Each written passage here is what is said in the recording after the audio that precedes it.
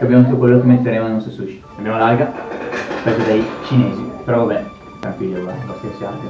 Poi abbiamo il Philadelphia, maionese, tonno, salmone affumicato, cetrioli e carote. Qui è aceto di riso, perché se noi non aggiungiamo questo nel riso, adesso facciamo vedere come si fa la miscela, non sa proprio da sushi, cioè è tutta un'altra cosa. Questo cos'è? Questo è l'aceto di riso. Abbiamo fatto circa mezzo chilo di riso, quindi ci metto 4 cucchiaiate, dovrebbe bastare. Poi bisogna aggiungerci proprio pochissimo zucchero e una spruzzata di sale. L'aroma fresco di alga è il migliore, ragazzi. Cosa importante? Quando usate l'alga ha due lati, uno ruvido e uno liscio. Ovviamente voi volete che quello ruvido sia dove mettete il riso, così non slippa via, mentre quello liscio lo lasciate fuori. Ok. Poi abbiamo questo arnese comprato in Giappone, come c'è della classica scritta, che praticamente se non ce l'avete uguale basta che lo mettete direttamente qua, se no mettete qua il riso circa questa altezza, poi ci mettiamo tutto quello che vogliamo, lo compressiamo e dopo basta che lo giriamo e ce lo mettiamo qua e dopo ce lo rotoliamo. Non l'ho mai usato, proviamolo. Ok, cominciamo a...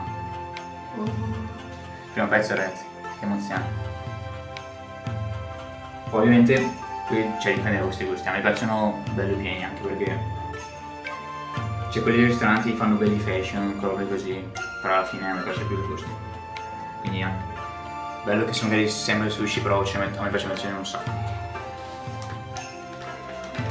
Giovanni, devi darmi un occhio però, Ai bambini? A me? Non sto facendo bene. Per ora va bene. Però va bene. Perfetto, perfetto. Adesso no, ci metti in mezzo la maionese.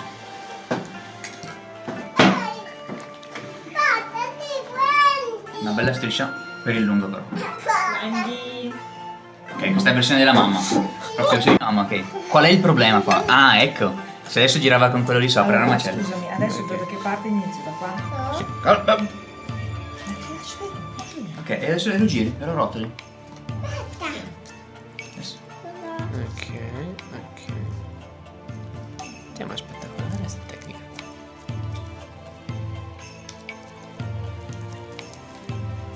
Adesso lo chiudi, esatto, così. Vai proprio giù, te lo comprimi, però sì, vedi però così. Ecco. No, è perché così è un punto più alto. A me sembrava il bello. Ecco qua.